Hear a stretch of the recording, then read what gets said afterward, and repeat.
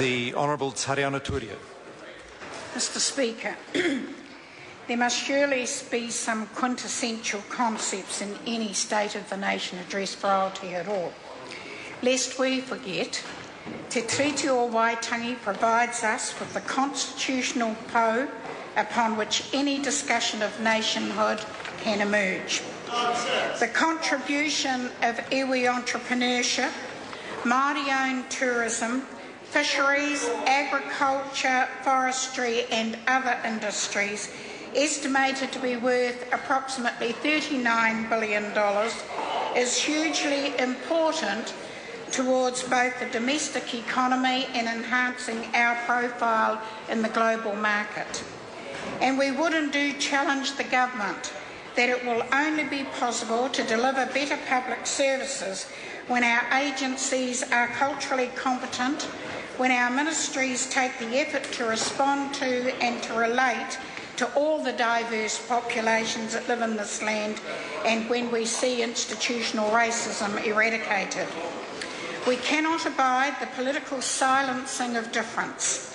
We need to move beyond the bland, the categorisation of vulnerable children, generic references to groups which have historically underperformed. Let us name ourselves, identify our unique edge, share our commonalities while at the same time taking pride in the essence of who we are.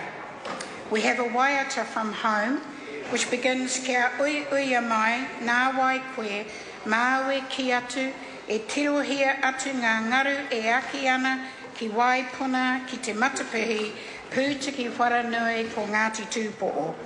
It asks the question, where do we belong? And in that waiata answers it by saying, look yonder at the waves surging towards Waipuna, Matapihi and Pūtiki Wharanui, because there resides the descendants of Ngāti Tūpo'o.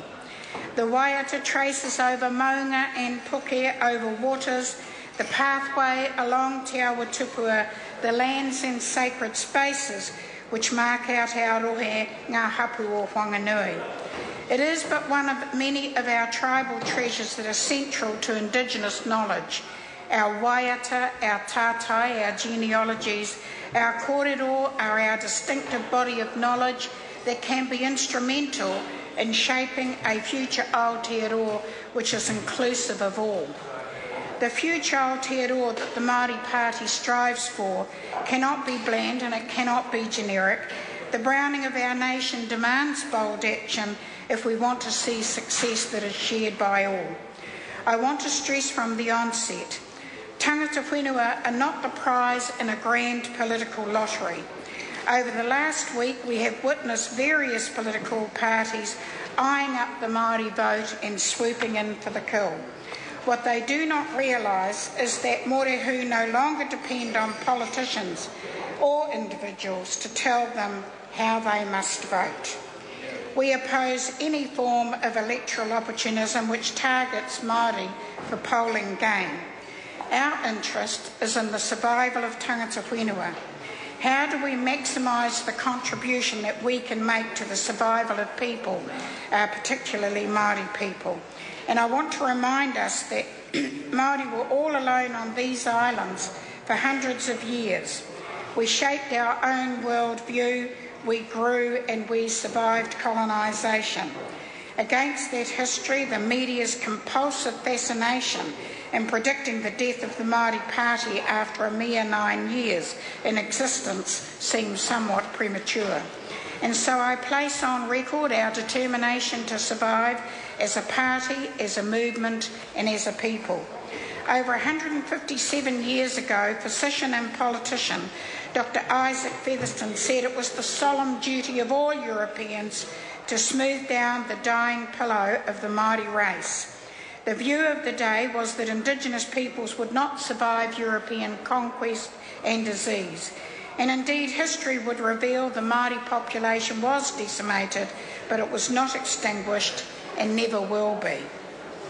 And so we come today to 2013, to the ongoing challenge for us all about how to best protect, preserve and achieve the survival of Māori as a people, knowing as we do now that what is good for Māori will be good for the nation. We have always known that we have to sit ourselves at the seat of power to be the most powerful advocates for our people that we can be. And this is where I return to a key concept in the Prime Minister's address, the vital importance of innovation. But the innovation we talk of is not only that of science funding of revered experts or a high-tech institute. We are talking social innovation, we are talking whānau ora. Mr Speaker, point of order.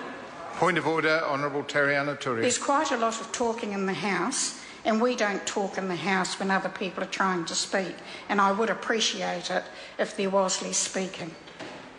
Members have heard the speakers, please, so a bit of decorum, please. Honourable Tariana Turia. Thank you, Mr Speaker.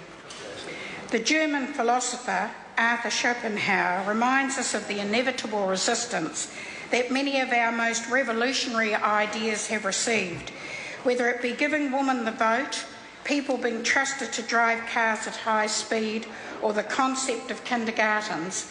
He said every truth passes through 3 stages. First, it is ridiculed. Second, it is violently opposed. And third, it is accepted as being self-evident. Some in this House are still at the first stage, but for thousands of New Zealanders, they speak with great enthusiasm about the process of transformation that is being experienced with whānau ora, the restoration of pride and self-belief that we can do and we can be. At the end of last year, the press carried a story of one whānau, extended to more than 100 members in the Upper South Island, who received the meagre amount of $5,000 from the Whānau Integration and Engagement Fund. Yet with that fund, they developed a plan to reduce their debt and create business opportunities. They developed a te reo-based language and financial literacy and numeracy program, He Pātaka Reo Matua. But most important of all, it gave the families a chance to dream. It was the opportunity to move from worrying about how to pay the power bill to actually planning what they want for their families 10 years from now. Our survival will come when we believe that we can and we will be able to do these things. Our greatest work is in standing up for what Piri Wiri Tua fought for. The kauinata that he signed up to with Michael Joseph Savage is as relevant today as it was back then. No longer can politicians act as if all roads lead to Ratana or to Māori or indeed to Pacifica peoples, making false promises with no regard for follow-through. Our answers lie within ourselves, and our solutions will be most enduring when they are owned and driven by our own. And so the Māori Party is very clear about survival on all fronts and what it will take. We know that the expression of the kaupapa and tikanga that has sustained us for hundreds of years will contribute to the survival strategy. Our focus is on pursuing these kaupapa, whānau ora, including building healthy whānau resilience through addressing poverty and increasing educational achievement, jobs, training and economic development, upholding te tiriti o Waitangi, reducing the social hazards of alcohol, drugs, gambling and tobacco, and taking up our responsibilities as tangata tiaki, whether it be on water or in land, living by a philosophy of sustainable development. We need intelligent leadership and we need bravery both within our whānau and across every sphere of influence. Our quest as a political movement is to continue to pay it forward, to act with conviction, knowing our basis for growth and stability is assured in our own histories, our kaupapa and tikanga, and a restoring of the essence of all people to define their own realities. We can have a new start for Aotearoa, and I believe the government's willingness to enter into a relationship accord with the Māori Party in 2008 and to recommit to that relationship in 2011 is recognition of their public willingness to see the Māori voice as valid, credible and vital to the future of all New Zealanders. Yeah. Oh, paki mai, Māori ma. Yeah.